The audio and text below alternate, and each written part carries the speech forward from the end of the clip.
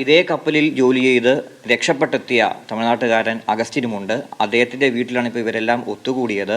അഗസ്റ്റിനും മീഡിയയോടൊപ്പം ചേരുന്നുണ്ട്. അത്ഭുതകരമായിട്ടുള്ള രക്ഷപ്പെടലായിരുന്നു. കാരണം ഹൂതികളുടെ ആക്രമണം നേരിട്ട് കണ്ട വ്യക്തിയാണ് അങ്ങ്. എങ്ങനെയാണ് രക്ഷപ്പെട്ട് എത്തിയത്? ഇതെല്ലാം ദൈവത്തിൻ്റെ അനുഗ്രഹം എന്ന് തന്നെ ഞാൻ പറയത്തുള്ളൂ. കാരണം ഞാൻ തിരിച്ചു വരുമെന്ന് ഒരിക്കലും വിചാരിച്ചിരുന്നില്ല. സംഭവം പറയാൻ പോയി കഴിഞ്ഞാൽ ഞങ്ങൾ 7-ാം തീയതി വൈകുന്നേരം 7 മണിക്ക് ഞങ്ങൾ ആ വഴി കൂടെ കപ്പൽ പോയിക്കൊണ്ടിരുന്നപ്പോൾ പെട്ടെന്നുള്ള അറ്റാക്കായിരുന്നു. മിസൈൽ അറ്റാക്കാണ്. അപ്പോൾ ആദ്യം എൻജിൻ സൈഡിൽ അവർ മിസൈലിട്ടു. അത് കഴിഞ്ഞ് ഞങ്ങൾ അക്കോമഡേഷൻ ഞങ്ങൾ താമസിക്കുന്ന ആ സ്ഥലത്തിട്ടു. പിന്നെ ഈ ഡെക്ക് ഫുള്ള് അവർ തകർത്തു. അപ്പോൾ ഞാനും ഈ അനിൽ സാറും ഞങ്ങളുടെ കൂടെ ഗ്രീക്ക് TL സാറുണ്ടായിരുന്നു.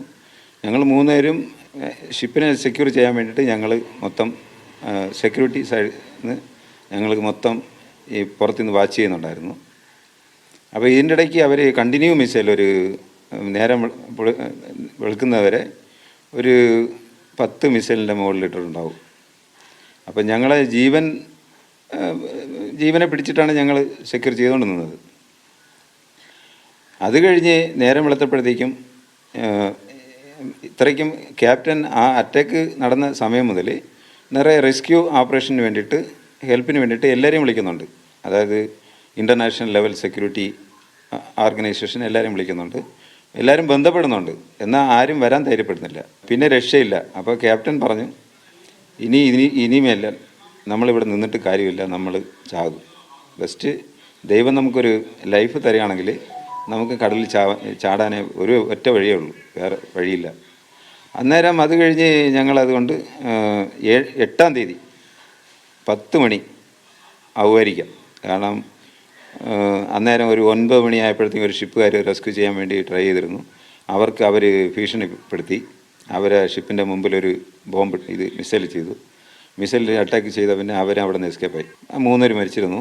അത് കഴിഞ്ഞ് ഇലക്ട്രീഷ്യൻ, അവിടുത്തെ ഷിപ്പിൻ്റെ ഇലക്ട്രീഷ്യൻ്റെ ലെഗ് കട്ടായിട്ട് നൈറ്റ് ഫുള്ള് രക്തം വാർന്ന് പുള്ളി അൺകോൺഷ്യസ് ആയിരുന്നു.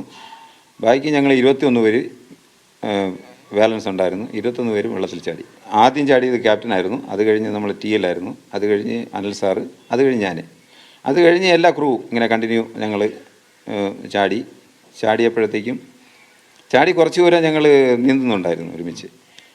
അത് കഴിഞ്ഞ് ഈ വെതറിൻ്റെ സിറ്റുവേഷൻ, അതായത് കടൽ വെള്ളം, ഈ കറണ്ട് അങ്ങോട്ടും ഇങ്ങോട്ടൊക്കെ ഫ്ലോ ചെയ്യുന്നുണ്ടായിരുന്നു. അന്നേരം ഒരു ഹൂതിയുടെ ബോട്ട് വന്നു, തോക്കുതിരകളെ ഒരു ബോട്ട് വന്നു. അപ്പോൾ എല്ലാവരും അന്നേരം ക്രൂ അവിടെ നിന്ന് അങ്ങോട്ടും ഇങ്ങോട്ടും സ്പ്ലിറ്റായി. അതിൻ്റെ ഒപ്പം ഈ കടൽ വെള്ളത്തിൻ്റെ കറണ്ടുണ്ട്, മാറി മാറി മാറി പോയപ്പോൾ ആൾക്കാർ സ്പ്ലിറ്റായി.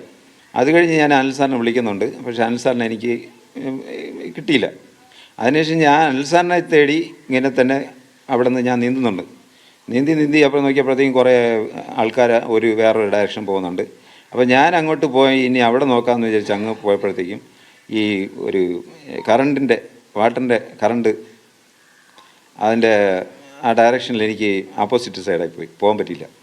അപ്പോൾ പിന്നെ ഞാൻ ഒറ്റയ്ക്കായി പോയി. ഞാനന്ന് പകൽ ഫുള്ള് ഒറ്റയ്ക്കായിരുന്നു. അത് രാത്രിയായപ്പോൾ 2 ക്രൂ എൻ്റെ കൂടെ കൂടി. പിന്നെ 2 പേര് പിന്നെ ആഡായി.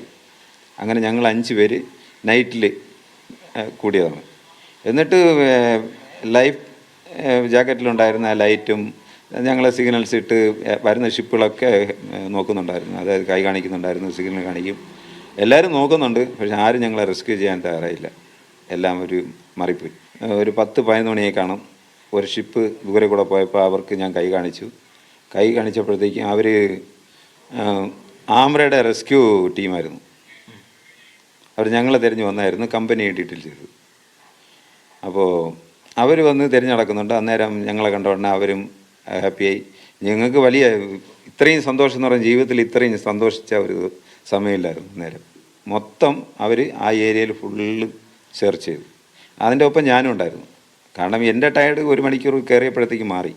എൻ്റെ മനസ്സിൽ എപ്പോഴും എൻ്റെ അനിൽകുമാർ എനിക്ക് പിടിക്കണമെന്നുള്ള ഒറ്റ ഇതിൽ ഞാൻ പിന്നെ ടയർഡൊന്നും മനസ്സിലാക്കാതെ നേരെ അവർ കൂടെ സെർച്ച് ചെയ്യുന്നുണ്ടായിരുന്നു. ബാനക്കുലർ വാച്ചിങ് അത് മൊത്തം വാച്ച് കീപ്പിങ് മൊത്തം ചെയ്തത്. പക്ഷേ അന്നേരം ഒന്നും കിട്ടിയില്ല. വൈകുന്നേരം ഒരു 6 മണിയായിരിക്കും, 5 മണി കഴിയും. അന്നേരം ഒരു ക്രൂ ഒരിടത്ത് ഒരാൾ നിന്നുണ്ടായിരുന്നു, അയാളെ കിട്ടി. അയാളെ കിട്ടി. പിന്നെ അതിനുശേഷം ഞങ്ങൾ ഫുൾ നൈറ്റ് വീണ്ടും സെർച്ച് ചെയ്യുന്നു. പിറ്റേ ദിവസം 7 മണിയായപ്പോൾ ഒരു ടീം 4 പേര് ഒരിടത്ത് ഇങ്ങനെ കൂടി കിടക്കുന്നതുണ്ട്. അപ്പോൾ അവർ അതിൽ ഞങ്ങളെ ഷിപ്പിൻ്റെ ക്യാപ്റ്റൻ, ഞങ്ങളെ security team leader, Greek person, പിന്നെ അത് കഴിഞ്ഞ്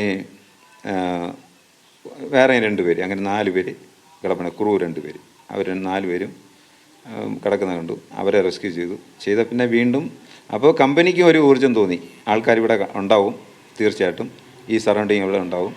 അതനുസരിച്ച് അവർ 3 ദിവസം 8, 9 3 ദിവസം മൊത്തം അവർ സെർച്ച് ചെയ്തു. അതായത് ആ ഏരിയയിൽ ഇനി സെർച്ച് ചെയ്ത സ്ഥലമില്ല. എന്നാൽ എനിക്ക് തീർച്ചയായിട്ടും അനിൽ സാറ് എവിടെയുണ്ട്, ആരോ റെസ്ക്യൂ ചെയ്തിട്ടുണ്ട്. കാരണം ഈ ഷിപ്പിലെ ലൈഫ് ജാക്കറ്റ് ഇട്ട് കഴിഞ്ഞാൽ നമ്മളിപ്പോൾ അൺകോൺഷ്യസ് ആയി കിടന്നാലും ആ ലൈഫ് ജാക്കറ്റ് മെതുന്ന കിടക്കുന്നത്. അപ്പോൾ നമുക്ക് കടലിൻ്റെ അകത്ത് പോകാൻ ചാൻസ് ഇല്ല. അപ്പോൾ ഇനി മൊത്തം 11 പേരുണ്ട്. അപ്പോൾ 11 പേരിൽ എനിക്ക് തോന്നുന്നു 11 പേരെയും അവർ റെസ്ക്യൂ ചെയ്തിട്ടുണ്ടാവും. ആരെങ്കിലും അതേ ഹൂത്തി ചെയ്തിട്ടുണ്ടാവാം, ഇല്ല ഏതെങ്കിലും ഫിഷിംഗ് ബോട്ടുകാർ ചെയ്തിട്ടുണ്ടാവാം, ഇല്ലെങ്കിൽ ഏതെങ്കിലും അടുത്തുള്ള കൺട്രിക്കാർ ചെയ്തിട്ടുണ്ടാവാം, അതറിയില്ല. പക്ഷേ തീർച്ചയായിട്ടും ഉണ്ടാകാം. കാരണം ഈ പോകാൻ സാധ്യതയുള്ള, ഇപ്പോൾ റെസ്ക്യൂ ചെയ്യുന്നവർക്കറിയാമല്ലോ, ഈയിടത്തിൽ ഒരു സ്ഥലത്ത് ഇതായി കഴിഞ്ഞാൽ, ഇത്ര ദൂരത്തിൽ പോയി കഴിഞ്ഞാൽ ഈ സറൗണ്ടിങ് ഉണ്ടാവും എന്നുള്ള ഒരു ഇതിൽ ആ ഏരിയ മൊത്തം അവർ സെർച്ച് ചെയ്തു. അത് കിട്ടിയിട്ടില്ല. തീർച്ചയായിട്ടും അതുകൊണ്ട് അനിൽ ഉണ്ടാവും, ഒന്നീ ഹൂതിയുടെ അണ്ടറിലുണ്ടാവും. അത് കഴിഞ്ഞ് ഇല്ലെങ്കിൽ ഏതെങ്കിലും കൺട്രിയുടെ സൈഡിൽ എവിടെയെങ്കിലും തീർച്ചയായിട്ടും ആരെങ്കിലും റെസ്ക്യൂ ചെയ്തിട്ടുണ്ടാവും. തീർച്ചയായിട്ടും ദൈവം നല്ലൊരു വഴി കാണിച്ചു തരും. പിന്നെ ഞങ്ങൾ റെസ്ക്യൂ ചെയ്ത് അത് കഴിഞ്ഞ് 3 ദിവസം കഴിഞ്ഞ് ഞങ്ങൾ ഇവിടെ എത്തി ജിസാൻ പോർട്ടിൽ. അവിടെ നിന്ന് പോർട്ട് അതോറിറ്റി പെട്ടെന്ന് തന്നെ ഞങ്ങളെ ട്രീറ്റ്മെൻറ്റ് ചെയ്ത്, അപ്പോൾ ഇന്ത്യൻ എംബസി അവർ എൻ്റെ പുതിയ പാസ്പോർട്ട് കൊണ്ടുവന്നു, വൈറ്റ് പാസ്പോർട്ട് കൊണ്ടുവന്നു. അത് എന്നെ നാട്ടിലേക്ക് സേഫായിട്ട് എത്തിച്ചു. തിരിച്ചെത്തിയ വലിയ ആശ്വാസമുണ്ടോ? തീർച്ചയായിട്ടും. ആദ്യം ഞാൻ പിന്നെ അറ്റാക്ക് നടന്ന വിവരമൊന്നും അറിയുന്നില്ലായിരുന്നു. ന്യൂസിലുണ്ടായിരുന്നു എന്ന് പറയുന്നു, പക്ഷെ അത് അറിഞ്ഞിട്ടില്ല. പക്ഷേ ഈ 9-ാം തീയതി റെസ്ക്യൂ ചെയ്ത ഷിപ്പിൽ കയറി കഴിഞ്ഞ് ചേട്ടൻ എന്നെ കോൺടാക്ട് ചെയ്ത് പറയുമ്പോഴാണ് ഇങ്ങനെ അറ്റാക്ക് നടന്ന വിവരവും രക്ഷപ്പെട്ട വിവരവും അറിയുന്നത്. അപ്പോൾ അത് തീർച്ചയായിട്ടും അത് ദൈവം തന്നൊരു 2ാം ജന്മമാണെന്ന് തന്നെ എനിക്ക് തോന്നുന്നു, ഇത്രത്തോളം അപകടകരമായൊരു സാഹചര്യത്തിൽ നിന്ന് രക്ഷപ്പെട്ടത്. ഇനി തിരികെ വരേണ്ടത് അനിൽകുമാറാണ്. അദ്ദേഹത്തിൻ്റെ മടങ്ങി വരവിന് കേരള സർക്കാരും ഇന്ത്യൻ സർക്കാരും ഒരുപോലെ പ്രവർത്തിച്ചാൽ മാത്രമേ കഴിയൂ. തമിഴ്നാട്ടിൽ നിന്ന് ക്യാമറ പേഴ്സൺ സനോഷിനോടൊപ്പം RB സനു, മീഡിയ 1.